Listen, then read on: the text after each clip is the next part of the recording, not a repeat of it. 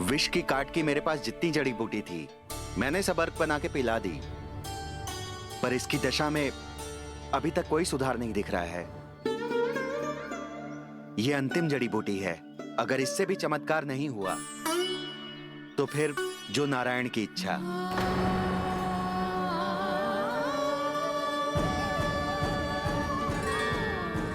पर कोई तो उपाय होगा जानकी को बचाने का। कान्हा, यदि तुझे किसी औषधि के बारे में पता है हमें बता दे, हम जाके ले आएंगे।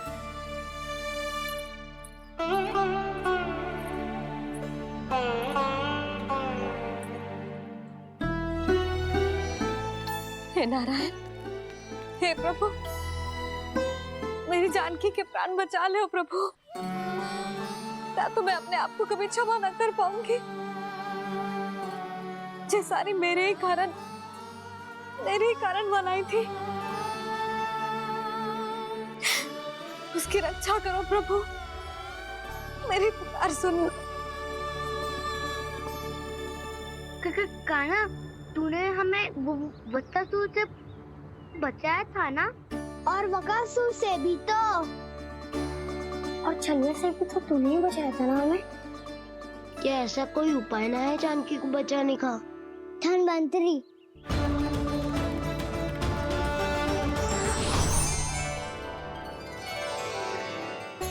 मैं आ गया हूँ प्रभु, चिंता मत कीजिए, आपके आदेश का पालन अवश्य होगा। यशोदा मैया,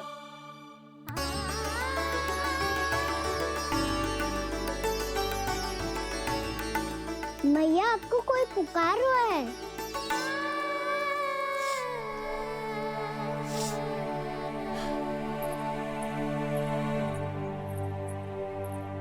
चिंता मत करो मैया, अब धन्वंतरी जी आ गए हैं और सब संभाल लेंगे।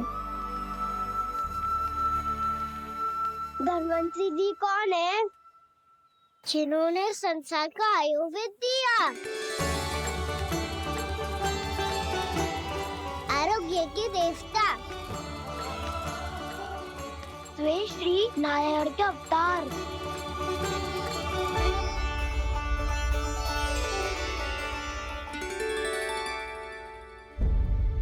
मुझे पता चला है कि आपको वेद की आवश्यकता है। हाँ हाँ, भीतर आइए। आइए आइए बैठे जी। जी रे। मथुरा का सर्वश्रेष्ठ वैद्य अर्थात मैं यहां आ चुका हूं और रोगी को जितनी औषधि की आवश्यकता थी सब दे चुका हूं। निश्चित रूप से आपने विष की काट के लिए बहुत ही उत्तम अर्क तैयार किया है, इसीलिए किसी और वैद्य की आवश्यकता नहीं है। किंतु आप अकेले कितना कुछ करेंगे वैद्यराज, मुझे अपना सहायक ही बना लीजिए। पर जो करना था मैं पहले ही कर चुका हूं। हाँ, वो तो आप कर चुके हैं, बस रोगी के तन से विष निकालना शेष है ना वैद्यराज? हाँ हाँ, बस वही शेष है। इनके रक्त को विष रहित करने में मैं आपकी सहायता करूंगा। पहले ये संजीवनी मानी जाने वाली इन लाल फूलों की बूटी को भी घिसना है ना?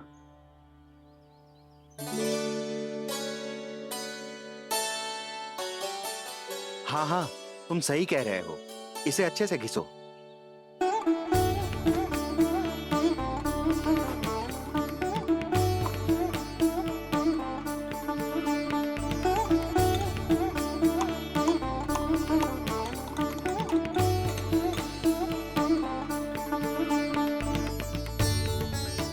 और ये नीले फूलों को भी तो मिलाना है ना? हाँ हाँ, अच्छे सहायक बन सकते हो तुम, ऐसे ही श्रम करते रहो।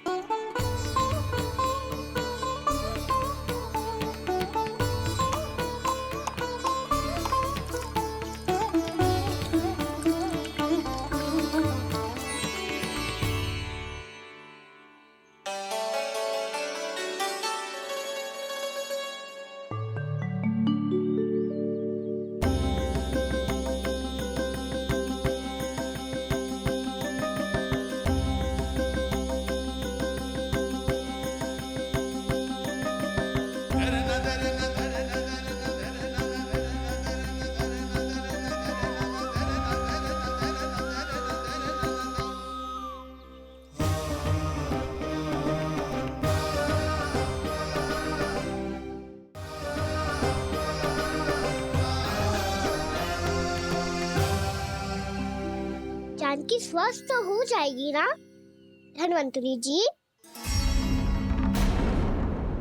धन्वंतरी? प्रभु, अब मैं क्या करूं? आपने तो स्वयं ही मेरी पहचान उजागर कर दी। जी क्या करो कान्हा? आप सब ऐसे क्यों देख रहे हो? मैया कहती है ना, सभी वेद धन्वंतरी जी का ही रूप होते हैं। वाह कृष्णा, चतुर तो हो तुम। वैसे वास्तविक धन्वंतरी मैं हूँ। मेरा अर्थ है वास्तविक वैद्य मैं हूँ। ये तो मेरा सहायक है। मुझे पूरा विश्वास है बिल्कुल ठीक हो जाएगी। वैसे ही थोड़े ना मुझे मथुरा का सर्वश्रेष्ठ वैद्य कहते हैं लोग।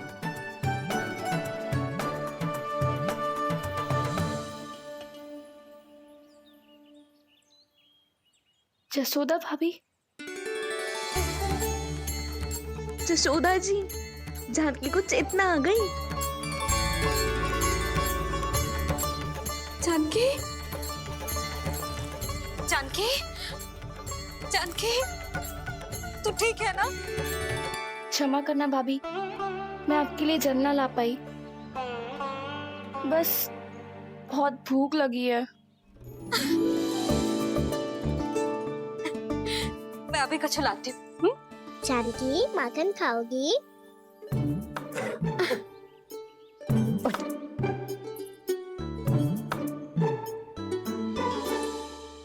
आजा, तू ही खिला दे लल्ला।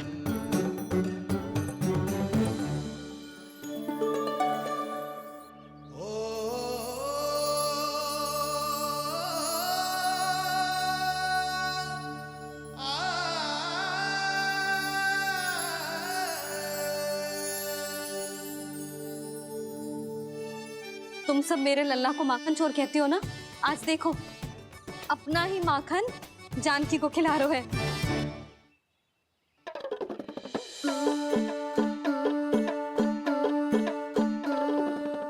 और विश्राम कर लो। सदैव तुम हम सबकी सेवा करती हो, आज मैं तुम्हारी सेवा करूंगा। जानकी की जिद ऐसा तब हुई जब जय यशोदा काकी की सेवा कर रही थी, और अब देखो स्वयं भगवान ही इसकी सेवा कर रहे हैं। जानते हो इससे क्या सिद्ध होता है? जो भी यशोदा मैया की पूजा करेगा, अर्थात अपने माता पिता की सेवा करेगा, उनके साथ सम्मान से व्यवहार करेगा, ईश्वर स्वयं उसका ध्यान रखेंगे। कभी धन्वंतरी के रूप में तो कभी स्वयं कान्हा के रूप में। भक्त और भगवान का देखो कैसा ये अनुराग, स्वयं करे सेवा प्रभु, अद्भुत गोपी का भाग्य। प्रभु इन सब पृथ्वीवासियों से कितना घुल मिल गए हैं। ना तो ये प्रभु को भगवान मानते हैं और ना ही प्रभु अपने आप को इनसे सर्वश्रेष्ठ समझते हैं। अपने आचरण से ये सिद्ध कर रहे हैं कि ये सभी में हैं और सभी इनका ही अंश है।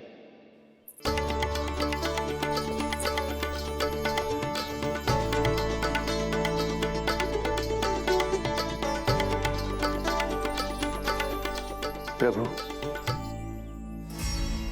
अब मुझे जाने की आज्ञा दीजिए।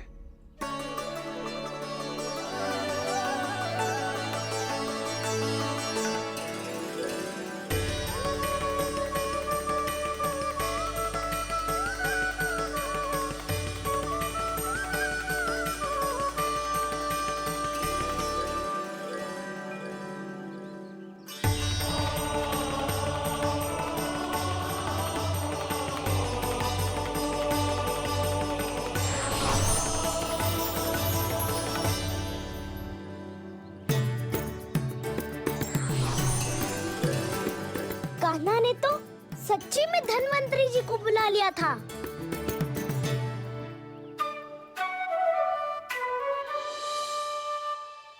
जब से कान्हा का जन्म हुआ है ना, मैं तब से देख रही हूँ, तब से हम पे कोई भी संकट आती है ना, तो अचानक से कोई अपरिचित हमारी सहायता करने आ जाते हैं और जाते समय कान्हा की आज्ञा लेके जाते हैं और कभी कभी तो इसे प्रभु बोल के जाते हैं। बाबा संभालो।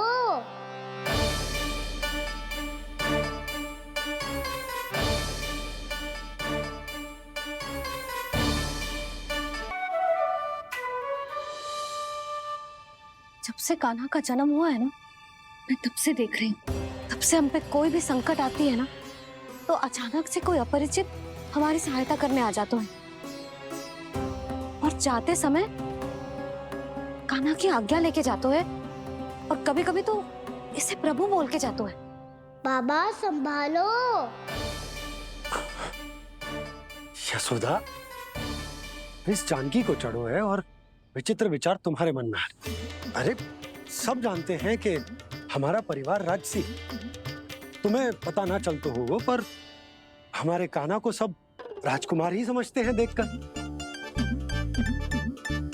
इसीलिए उसे सम्मान देने के लिए सब ऐसा ही करते हैं, और कोई बात ना है।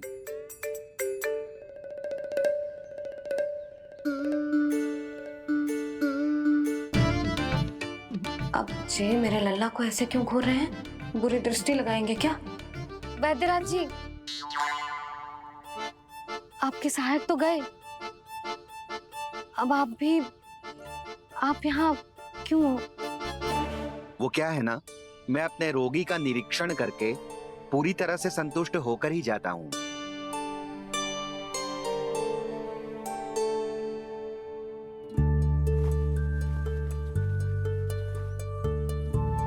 हाँ, संकेत तो अच्छे हैं, कल सुबह तक बिल्कुल ठीक हो जाएगी। धन्यवाद वैद्य जी।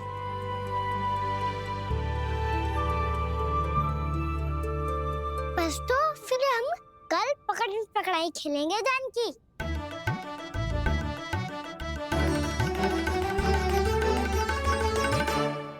भानु, बंसी, जाकर उस क्षेत्र के चारों ओर बाड़ बनवा दो और वहां सूचना पट्ट भी लगा देना, ताकि जानकी के साथ जो हुआ है वो किसी और के साथ ना हो। शीघ्र जाओ। जी ठीक।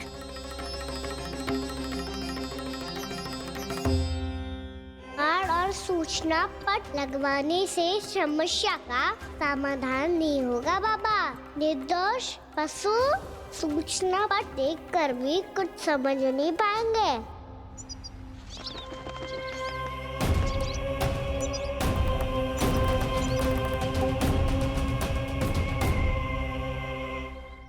तो तुम्हारे कहने का अर्थ यह है कि व्योमासुर मारा जा चुका है और वो बालक अब भी जीवित है।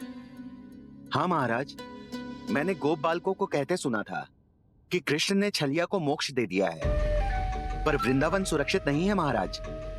वो एक बहुत बड़ी समस्या से जूझ रहे हैं। कैसी समस्या? गांव के निकट क्षेत्र में किसी विषैले सर्प का निवास है। उसके विष का प्रभाव इतना भयानक है महाराज, जैसे विष ना हो, स्वयं हलाहल हो। मेरी कोई भी औषधि रोगी का उपचार नहीं कर पा रही थी। निकट के क्षेत्र में कहाँ है वो सर्प?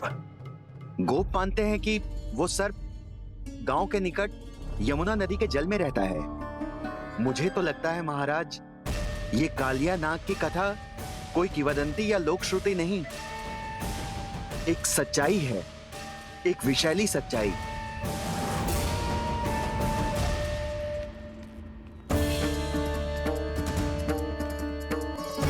कालिया का सामना करने का समय आ गया है, पर उससे पहले मुझे बुलाना होगा उन्हें।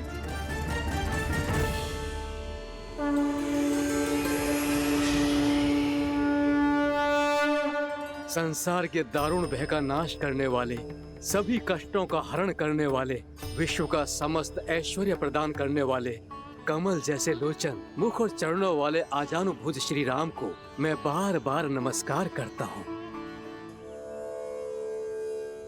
आपदामपहर्तारम दातारम सर्व संपदा लोकाभिरामम श्री रामम भूयो भूयो नमाम्यहम्। कागभूसोंडी, कागभूसोंडी, कागभूसोंडी। प्रभु क्षमा करें, मुझे जाना होगा।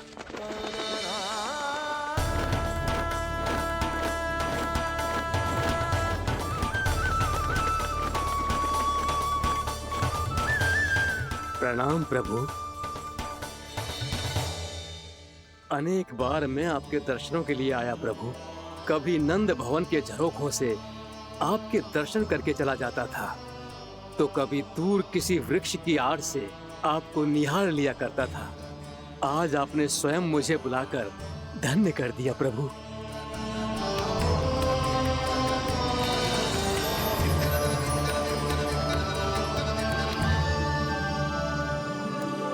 मैंने आपको यहाँ एक विशेष कारण से बुलाया है।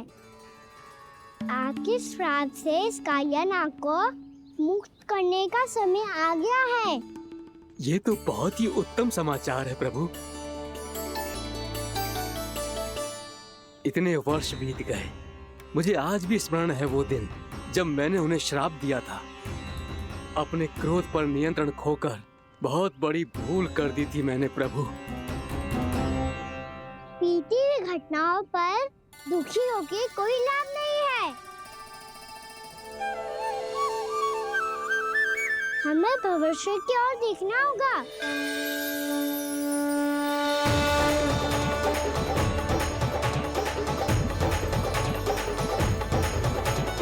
आदेश कीजिए प्रभु, क्या आज्ञा है आपकी? जब मैं कालिया नाग का सामना करने जाऊं, तो आप यही रहेगा। आपको अपने आप पता चल जाएगा कि कब क्या करना है। और हाँ, लौटते जाते समय नारद मुनि से कहिएगा, वो आकर मुझसे भेंट करे। अवश्य प्रभु, प्रणाम। क्या इसने सच्ची में देवर्षि नारद को बुलाया है? नारायण नारायण, आपको संदेश भेजने की आवश्यकता नहीं थी। आप स्मरण करते और मैं चला आता। तुम्हारा कल्याण हो नारद।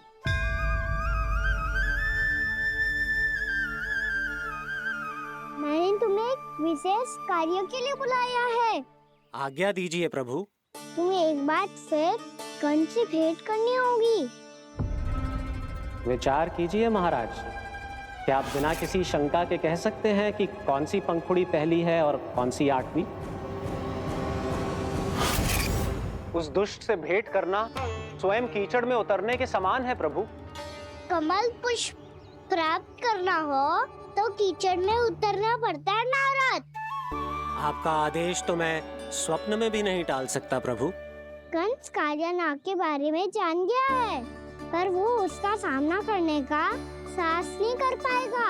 मैं आतुर हूँ प्राप्ति, मूर्ख नहीं। मेरी बुद्धि फिर नहीं गई है। मैं स्वयं उस कालिया जैसे महाविषैले सर्प के सामने खड़ा हो जाऊं और अपने ही काल को आमंत्रित कर लूं। तो फिर अपने लाभ के लिए उसका प्रयोग करने का कोई और उपाय सोचिए स्वामी। कुछ ऐसा कीजिए कि यमुना नदी का पूरा जल विषैला हो जाए और वृंदावन वासी उसका उपयोग करे, और आपका काल कहलाने वाला वो बालक स्वयं काल के गाल में चला जाए। उत्तम उत्तम सुझाव है प्राप्ति। अब मुझे उस कालिया तक पहुंचने का मार्ग ढूंढना होगा। उसको विवश करने का कोई उपाय ढूंढना होगा, क्योंकि व्यक्तिगत रूप से उससे भेंट करना असंभव है। असंभव। आप सही कह रहे हैं प्रभु। कंस में उतना सामर्थ्य नहीं कि वो कालिया नाग का सामना स्वयं कर सके। वैसे तो कालिया गरुड़ देव का भी सम्मान नहीं करता, तो फिर वो कंस का सम्मान क्यों करेगा भला? नहीं करेगा, पर कंस तुम्हारा सम्मान अवश्य करेगा नारद। तुम्हारी बातें भी सुनेगा और मानेगा भी। ये मेरी योजना का बहुत ही महत्वपूर्ण भाग है। तुम कंस के पास जाओ और कहो कि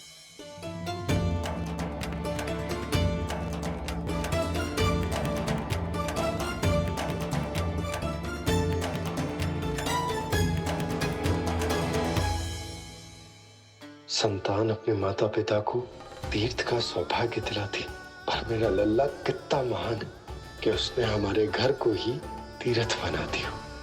ऐसा तीर्थ जहां मेरी आंखों के सामने भक्त और भगवान का मिलन हो रहा है।